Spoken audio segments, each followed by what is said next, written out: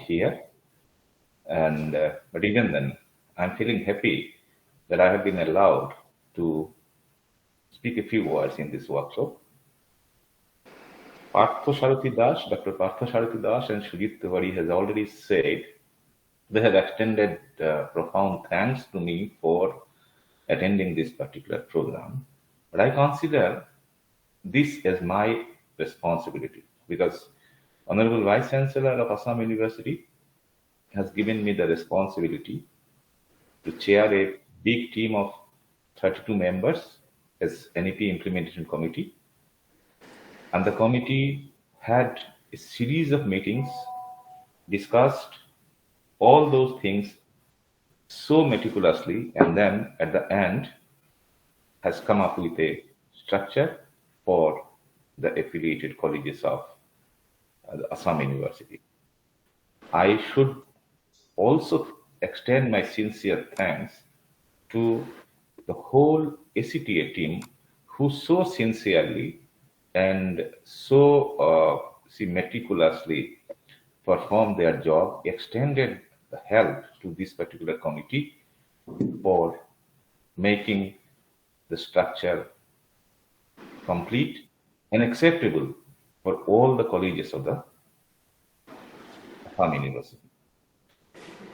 Now, you know that NEP, Dr. Sujit Tiwari has said that NEP is a big vision of Government of India for transforming higher education of the country.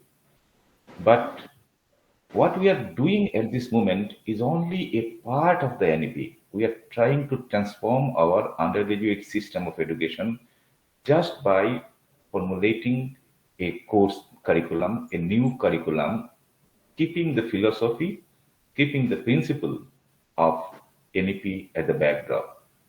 The participants or the students may misunderstand, saying that, oh, NEP means this is the structure given by Assam University and this is the guideline given by Assam University.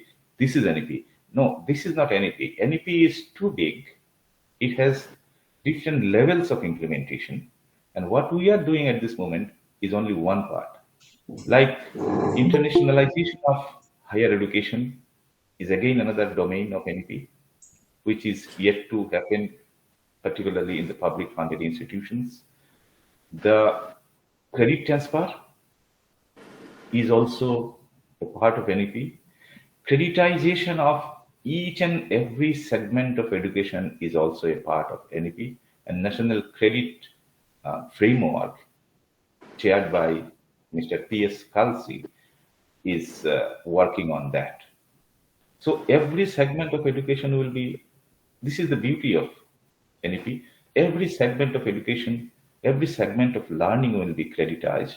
And once a credit is earned, that credit will never be in wastage. Because like, you see, there was a meeting chaired by P.S. Kalsi. I attended the meeting on behalf of our Honorable Vice Chancellor, sir. And it is said that the things are coming in the next, and Dr. Sujit Tiwari has also said, Partha Sarathi Das also said, that we'll be adding new things to our system because the whole system is changing. Now, like,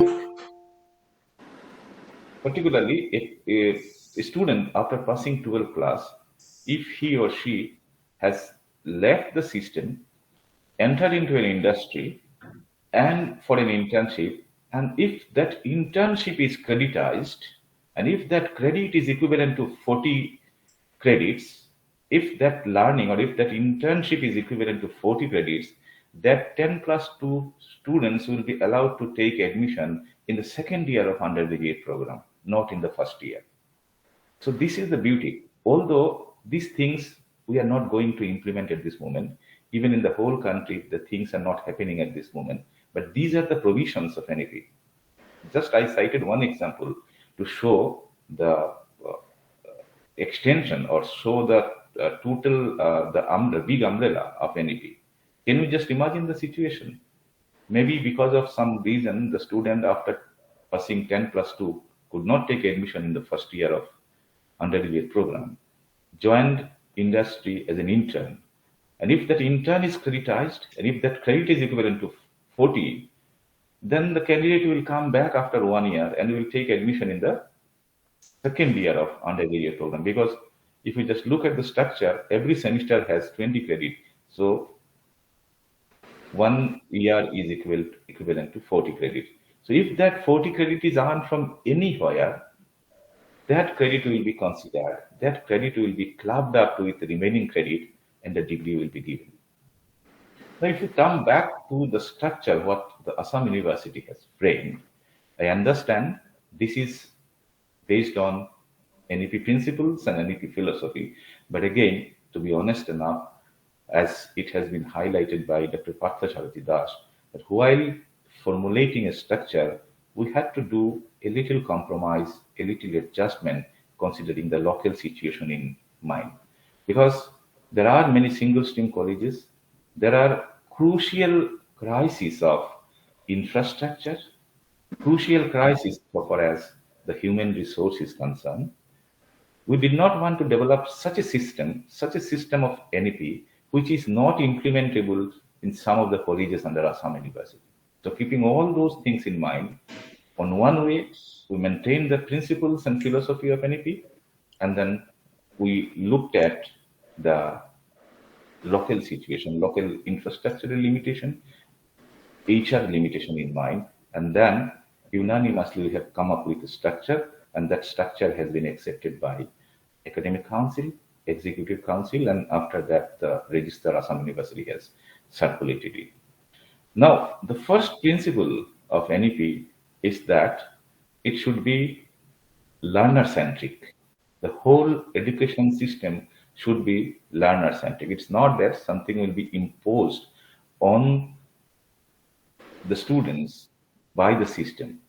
The students should select the learning trajectories. This is another objective of NEP. The students should select the learning trajectory. Means what? Means the students should be given absolute freedom so far as the subject selection, subject combination selection, and all those things are there. But while we wanted to implement the whole thing, we had to put certain amount of restrictions. So we told it that flexibility, this is a limited flexibility. Flexibility within a limit. Otherwise, you see, in our infrastructural system, the implementation will be a problem. NEP says that there should not be any stream-wise limitations so far as the science and arts and commerce are concerned. But again, if at single go we eliminate all those things, there may be a problem for those students in the job market, because unless and until the associated system are getting changed, introduction of one system may be a problem. So for the time being, we have not adopted that. Similarly, there is another issue. NEP has suggested that in a course, during undergraduate course, student can have double major. We are acquainted with the honors, physics honors, mathematics honors, chemistry honors, botany honors, geology honors. NEP says a student can have double major if the student desires so. But again, we consider that implementation of double major may create some problem at this moment. So for the time being, let us not to go for allowing the students to opt for double major. Let us start with single major. And then in course of time, once the whole system will be stabilized, we'll keep on adding the new features of NEP in the system. And that is not impossible. That is possible one by one. We'll keep on adding the features. Now, the major shift, by this time all of you have come to know, the major shift that has taken place in the structure as suggested by NEP is that it should be a 4-year UG program. Earlier it was 3 years UG program. Now it will be a 4-year UG program, and the 4-year UG program will have option for lateral exit and lateral entry at the end of every year. And that lateral exit and lateral entry is according to the choice of the students. If a student wants to leave Patharkandi College after completion of 1 year, the Assam University will give the student a degree certificate, and with that degree certificate, with 40 credits, at the end of first year, the students will earn 40 credits. So at the end of first year, the students will, after earning 40 credits, the student can leave. No one can restrict the student not to leave. This is the flexibility given. This is the mobility given. Now the student may think that I with 40 credit I will go back to Karimganj College and I will take admission in Karimganj College. Or the situation may be that the student's father has been transferred to somewhere else in South India or North India in a transferable job. So easily the student will take a degree certificate from Assam University after studying first year in Patharkandi College, earning 40 credits. And with that 40 credits, the candidate will go to either Delhi or Hyderabad or Chennai, join some college there, and that 40 credits will be added. That is the most important beauty of NEP. In many meetings, I have cited that example. While we did PG, I have a number of friends who completed only first year of PG because after completion of first year, they got job in banking sector and they had to leave the study. But their 1 year study was complete to a stage. They never could complete the PG and they never could get the benefit of 1 year study. But now it is said, if a student is leaving for even PG, if a student is leaving after 1 year, the students will be getting PG diploma, and that PG with 40 credits, the student will be allowed to leave. Within 5 years, at any point of time, the students may come back to the same system or to the different system, and the earlier earned credit 40 will be added to the next 40 credits. And once it is 80 credit, the students will be given PG degree. Now, interesting thing is that for the structure which we have developed, every year students will be leaving according to their wish. This we call the lateral exit. Now, if a student leaves after third year, earning 120 credits, 40 plus 40 plus 40 in 3 years, 120 credit, students will be given degree certificate without any honors. In that case, or those students may go to university and will pursue 2 years program for getting PhD, because in all cases there should be 200 credits to be earned for getting PG degree. So when a student will leave Patharkandi College, for example, I mean the program is arranged in Patharkandi College, so I'm citing an example of Patharkandi College. If the student is leaving after earning 120 credits at the end of third year, leaves Patharkandi College and desires to join Assam University, the students will have to complete 2 years PG there for getting their PG degree. But his friend or her friend who will be leaving Assam University, who will be leaving Patharkandi College after completion of 4th year, will join 1 year PG there. So because that student has earned 160 credits at the end of 4th year, and then remaining 40 credits from Assam University getting PG degree. Very interestingly, in the 4th year, when a student will enter vertically from 3rd year to 4th year, the students will be considered as honor students. And again, in the 4th year, the students will be divided into 2 groups: the degree with honors and those 4th year students who will be carrying out a research project. They will get degree with honors and research. So in the 4th year, there will be 2 different types of degree given: honors and honors with research for those students. But again, there is a limitation, there is a restriction, there is a rider given. All students cannot enter into the system. Means all students cannot enter into 4th year research.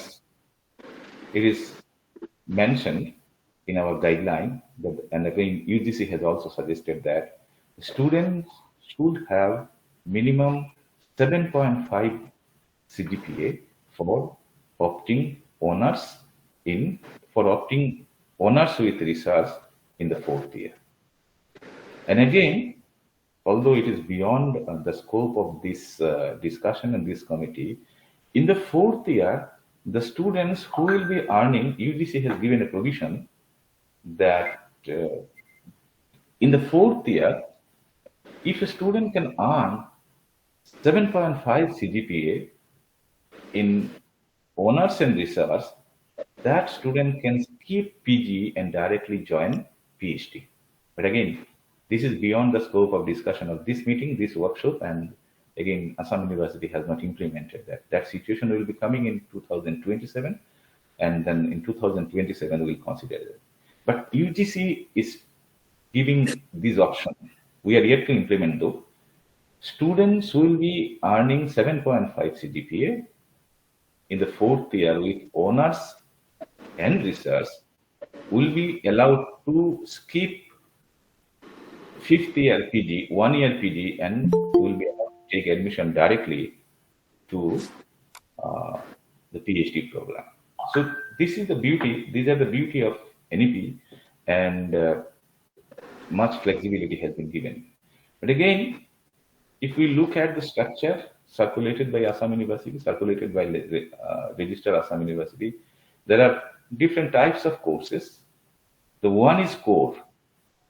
Core means major. Core means in a different way, the core can be converted to honors if the student is opting for the fourth year. Now, if a student has opted physics as a core, the students may take chemistry and mathematics as a minor. So in the DSC discipline-specific core will be physics, chemistry and mathematics will be discipline-specific minor. Now again, it's not so rigid that for physics, chemistry and mathematics is mandatory. Keeping that in mind, what we have done to provide flexibility to the students, we have done clustering of subjects. And accordingly, we have prepared 3 different clusters: cluster 1, cluster 2, cluster 3. Probably you have seen the notification. Along with the notification of register, that clustering is also notified. So if a student select core from cluster 1, the minor should also be selected from cluster 1. It cannot be from. This is because NEP has said the student should have the should be given the liberty to select their learning trajectory. But again, the learning trajectories cannot be haphazard, meaningless. Like if a student select chemistry as core and Bengali and English as minor, it doesn't carry any meaning because UGC has given a guideline that the minor should be such subject that will supplement the knowledge of the core. So when the chemistry is core, Bengali and English as minor will never supplement the knowledge of chemistry. Keeping that in mind, we have done the clustering, and our guideline is that the core should be selected, core and minor should be selected from the same cluster. Now, there is another subject, there is another type of subject is called interdisciplinary courses. UGC desired that the student should not be restricted to his or her own discipline only. There should be no earning knowledge from the interdisciplinary courses. But again, while implementing the interdisciplinary courses, the UGC mandate is that if someone is opting science, and again, for interdisciplinary courses, our committee has prepared 4 different baskets: natural science, social science, humanities, commerce, and management. And initial mandate was that the core should be, interdisciplinary courses should be selected from a different discipline. If the student has selected chemistry, mathematics, and chemistry as core, mathematics and physics as minor, it means the student is from the science discipline. So interdisciplinary subject, IDC, interdisciplinary courses should be selected either from humanities or from social science or from commerce and management. But again, while implementing that, while preparing the guideline for that, we came across the situation of single stream college. There are in a good number of single stream college. For them, opting IDC from a different discipline may be difficult. So initially, we considered the single stream college of arts humanities, and for them we added environmental science, so that the student of humanities student of arts can opt a different subject, environmental sciences, natural science. But again, we realized that there are some single stream science college, like Deendayal Upadhyay College, they do not have any arts faculty or humanities or social science faculty there. So if we make it very rigid that the science student should go for interdisciplinary courses from humanities and social science, then implementation will be difficult. So we have kept the option free. The student can select any subject as interdisciplinary, but our desire, our expectation is that for those colleges where sufficient faculties are there, sufficient three-stream college is there, three streams are there, for those colleges, the student should go for interdisciplinary courses from a different discipline. But for those colleges where there are serious limitations, they can go for selecting, the students of those colleges can go for selecting any subject. So these are the flexibilities given. Now, another course will be AEC, Ability Enhancement Course. And then this is just communication skill. There will be two different types of communication skill. One is English and other is MIL. And as alternative to MIL, there will be alternative English. So there will be ability enhancement courses and then skill enhancement courses. It is the desire of NEP, it is the expectation of NEP that while doing graduation, in addition to studying the normal theoretical core courses, students should get skill development so that after passing graduation, if he or she is not getting any job in the job market, based on the skill courses the student has learned during his course curriculum, undergraduate course curriculum, I can cite some example. For example, for my subject, plant science, if the botany is taken as a core, the skill courses may be mushroom cultivation. After botany, zoology and chemistry combination, a graduate student may not get job. If this is the situation, the student will be given exhaustive training in mushroom cultivation. Just an example I'm telling, mushroom cultivation. So what can, after obtaining the graduation, or after obtaining the degree, the student can go for entrepreneurship development so far as the mushroom cultivation is concerned. So that is the, so we consider that the skill, our NEP committee has considered that the skill enhancement course should be either discipline specific, means the discipline specific core, or discipline specific minor related to those two subjects. And then another subject is value added courses. The value added courses, initially we thought that this year we'll be introducing sports, NCC and NSS as value added courses in the first semester, and the second semester value added courses will be environmental science. But recently only, Director CDC is in communication with me. He has collected a syllabus for understanding India, and tomorrow our Vice Chancellor will be coming. Tomorrow means today. Oh, for us it is Thursday now, so for you it is Friday. So our Vice Chancellor is probably he is in office there.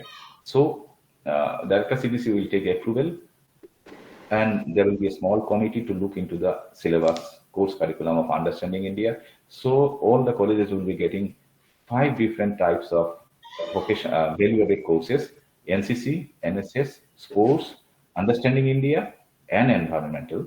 The respective BARCs are developing all those course curriculum, and we are lagging little behind so far as the course curriculum framework. Our NEP implementation committee members were so sincere, well ahead. We prepared structure and all those things. And before summer vacation, this was notified. Before summer vacation, this was approved in the academic council with an expectation that all the box chairmen will frame their syllabus by 15th of May, but that didn't happen. And now today, the Assam University is going to issue a notification that by 2nd of July, all the syllabus should be ready. And 7th of May, probably, there is a proposition, as I have come to know from here, that 7th of July, there may be, because 8th or 10th July, the colleges will go for summer vacation. So before the colleges are going for summer vacation, the first year syllabus for all the subjects will be communicated to all the colleges by Director CDC, as he has informed me, and I'm in constant touch with Director CDC. So these are the things for the time being. For this year, we are going to implement.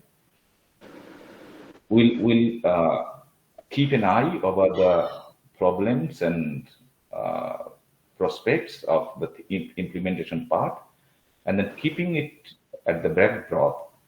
Maybe in the future course of time, other features of NEP will be added to that particular system.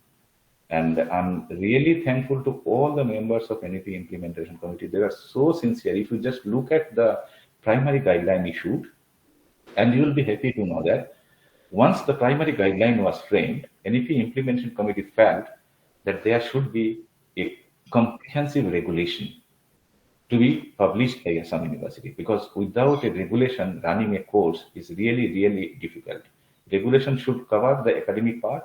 Regulation should cover the examination pattern, even how the students will be expelled, how many times the students will be allowed to appear on all those things. So NEP Implementation Committee requested Honorable Vice Chancellor that a small committee be constituted so that based on the recommendation of NEP Implementation Committee, just like CBCS regulation, NEP 2020 regulation is prepared, and a committee has been prepared. Committee has been constituted by Honorable Vice Chancellor. Professor C.R. Bhattacharya is the chairman of this committee, and because from NEP committee, that committee needs feedback from the NEP committee. So I'm there in that, and first meeting of that committee was held. Maybe after your summer vacation, the summer vacation of the colleges, the comprehensive regulation so far as NEP 2020 will be made available to you. So this is, and if you just, as I was telling, if you just look at the guideline prepared by NEP Implementation Committee, you will be able to understand how meticulous each and every member was during the different meetings of NEP Implementation Committee, and ultimately the structure has come up. And I wish it will not create any problem for any college affiliated to Assam University for the time being. With this, I think I should complete 30 minutes I have talked. I was given 30 minutes time, so I have completed the time given, 30 minutes. And in the program, I have seen 10 minutes introduction. I will be happy to have some questions if and there is any confusion from the side of the participants. I'll be happy to clear. And as I have come to know that, after that, the Rajat Subropal will speak. He played very, very significant role in solving some crucial points so far as the NEP guideline framing is concerned, because so many issues came up and we had to think, rethink, and there, Rajat Subropal played a very, very significant role. And ultimately, we could come up with all those guidelines and all. Thank you very much. Thanks to whole team of ACTA. Thanks to Patharkandi College for giving me this chance. I'm ready to answer if you have any question.